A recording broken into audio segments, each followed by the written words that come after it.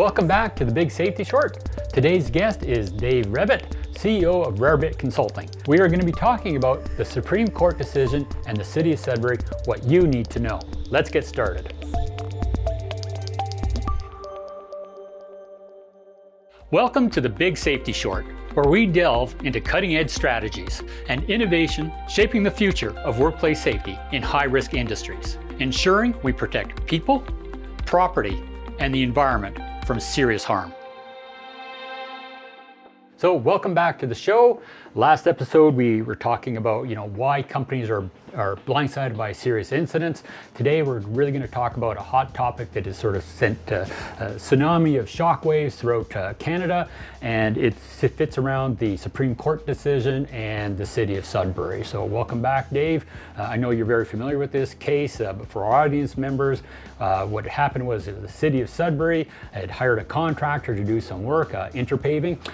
There's nothing confidential about this anymore because it's part of the public record, and unfortunately a 58-year-old pedestrian was crushed to death by a grader. So of course this case went to the Supreme Court, and they were really looking at the main issue, which was are you an employer for the City of Sudbury? So I went looking for some feedback on that, some of your thoughts on it, as well as something that we haven't been talking a lot about, but it was in the Ontario Court of Appeal, and I'll just read it for the audience members. And this was the city defense. The city responds that it satisfied its due diligence and prudence in the tendering process. We really want to focus on that tendering process that resulted in the hiring of or the contract with interpaving. So what are your thoughts on that, Dave? This is a very interesting case because we've seen, law firms opining that this is a game changer and it's such a huge change. And I mean, to be clear, companies that have been charged with health and safety offenses, have successfully argued in the past that they had no direct control over the contractor's work, therefore they weren't the employer and they were acquitted. But in this case, it was appealed, and the Supreme Court found that the city was the employer, as was interpaving. Now, that sounds weird, but it is possible within legislation to have concurrent and overlapping duties, and that is certainly the case here. There was some talk of due diligence defenses, but that wasn't decided by the Supreme Court. That was sent back to a lower court for a decision. But I think perhaps the city is a bit premature in saying that they showed due diligence through a tendering process, because as an employer they have a responsibility to make sure the work site is safe while the work is going on. That's got nothing to do with the tendering process and everything to do with being an employer and being responsible, as most health and safety acts say, for the health and safety of anybody that has access or comes onto that work site. Whether they own it or not, they are the employer, that is the work site. And so, it doesn't matter if that person was a member of the public or a contractor employee, they still have a legal responsibility. But you see it there. I mean, you're right. There's been a lot of opinions on this from various law firms that have come out and talked about it. I mean, part of the defense on the employer side was, how can you expect me, the city? I don't know anything about doing road construction. We don't self-perform any of that work. We hire that out. You're supposed to have the expertise, and you have the direction and control over those workers. So in that case, and some of the opinions I saw was, this applies more to Eastern Canada where the laws are written defining what an employer is. Whereas in a lot of the provinces, I believe Alberta, Saskatchewan, BC, we have prime contractor legislation, which says, I am the owner, but I'm giving it to you. You're the expert in it, and saying we don't have to worry about this in Western Canada. It's more an Eastern Canada sort of issue. Well, I think that would be a mistake. All of our laws in Canada, frankly, are based on the 1970s Ontario Health and Safety Act and what came out of the Ham report into the Northern Ontario mines, which gave us what we call the internal responsibility system, the overlapping series of responsibilities within an organization, and where each level has also the responsibility of ensuring the level below them meets their responsibilities. And this is really, I think, talking a bit about the external responsibility system. The Supreme Court talks about a belts and braces approach, some assurances that are given to ensure that, you know, the workplace is safe in this case. But the belts and braces approach, you know, you have these concurrent duties, and these duties were seen by even some of the justices as being a bit onerous. But nevertheless, you know, and I'd switch to a case in Western Canada where an owner of a property, there was a fatality, and they went to court and said, look, we are just the owner. We gave everything to prime The West contractors. Fraser case, that's the one you're talking about, Well, right? no, it actually isn't. Oh, It's a it different isn't? one. Okay. But you know, it's just one that stuck in my mind. It was quite some time ago, but it was an energy company, and they argued in court that, you know, we have a contract that holds us harmless. We made prime contractors of these companies. And they were convicted. So they appealed and they were convicted. And so they went to the Alberta Court of Appeal, and the conviction was upheld because as the owner, they do have responsibilities, and you cannot contract away your legislated responsibilities. And I think this most recent Supreme Court decision really just reinforces that. I don't think it's new law per se, but I think it provides some much needed clarification that you cannot sign a contract and not be responsible at all. So what I'm hearing, Dave, is that, you know, there's still a real false sense of assurance that's out there, and people need to dive a little bit deeper into what's going on.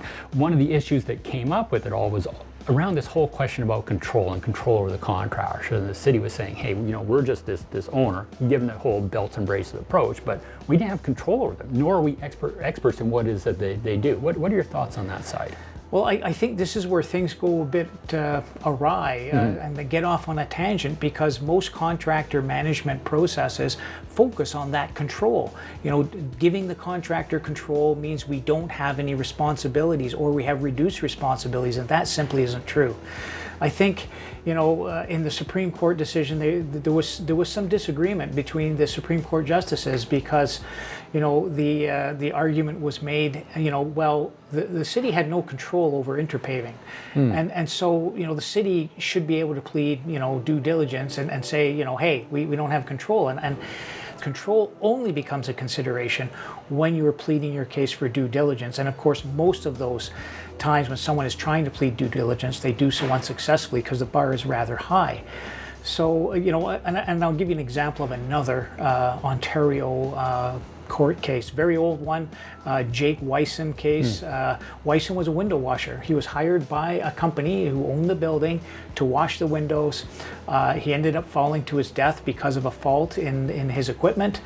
And so the owner of the building that hired him was charged, and they were convicted. They appealed unsuccessfully, because even though they don't have the expertise to do window washing, they don't know anything about window washing, they have a responsibility as an employer to ensure the workplace is safe and the work is being done safely. Well, how do you do that? Well, you ask the contractor, you know, if you're going to hire a contractor, they have to come up with a safe work plan or a hazard assessment to help you understand the precautions they will take to keep the workplace safe. That assists you in supervising the contractor and supervising the work site to make sure it remains safe. That's interesting, because I think, you know, given what you just said there, it can almost get into the heads of the City of Sudbury and why they use the tendering process as a due diligence defense. Because they would have said, hey, this is what we went through to make sure that they were going to be a safe operator. The other side to that is they did have inspectors that were out on site, supposedly looking to make sure they're operating safely. But it's interesting, we just focus on the tendering process and what that is, and very, very typical, you know, and maybe you can describe it, you know, what these things do. Just that by itself, does that provide performance assurance? Would you look at that and saying, hey, you know, you're able to answer all these questions, you know, you haven't did that type of things to provide assurance and to know that, yeah, no, interpaving was going to perform safely?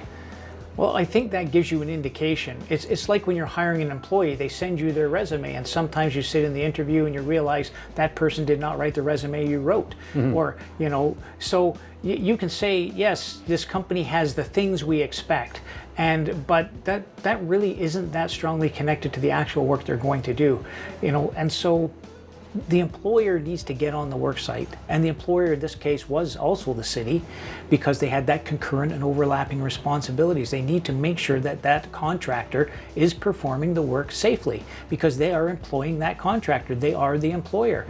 this was the kind of wrinkle in this case. And so the City of Sudbury said, yes, we did everything we should to try and make sure this was a safe contractor, but then again, when they were performing the work, it wasn't done safely, and they did not detect that as they're required to as the employer. So this seems like, because this ties back into our previous episode, this ties into that whole work as imagined and work as done. So the tendering process really says, you know, this is the work as imagined. But everybody knows that that's not the reality. They know this is the work as actually is done. And they're not measuring that difference as part of their tendering process. And I think, you know, again, interested in your thoughts, would that, because it's well known now, not even, you take away even more from the fact that that's due diligence? That's sort of, yeah, this is how we wish it was done, knowing full well that it's faulty. Typical leading and lagging indicators, they don't provide a level of performance assurance, but that's what you're asking for? Well, I think that, you know, when you're asking a company for information to try and demonstrate that they might work safely, you know, that's a bit of a game. And so they, you know, they can game those statistics, they can game the information that they send, and really that's the first of many gates to hiring that contractor. When we talk about, you know, having a contractor and having appropriate supervision, you know, I reach over to the environmental side. So if you're engaged in work near a water body or water course, often you have to have an environmental consultant, an independent consultant on site to make sure that you're following all the environmental regulations and the terms of the environmental permit. You know, and it's very much the same if you're working on a railroad right away. You have to have a railroad employee there. So this is how they supervise, you know, the performance of the work. But we see it in normal, everyday, mundane work, even, you know, trenching. You know, if there's a contractor involved in trenching by a roadway, you know, and they were hired by the city, is there someone from the city there to make sure that that work's being performed safely? Sounds onerous, but, you know, they do have a responsibility. And so, you know, they can later say, we did everything we reasonably could have.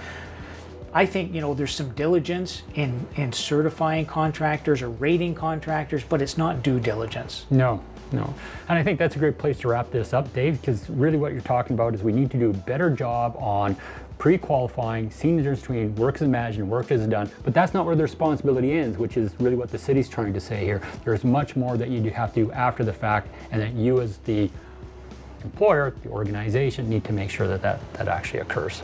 Thank you for being on the show today, Dave, and where can people reach you? People can reach me through my website at rarebit.ca, and I can also be found on LinkedIn.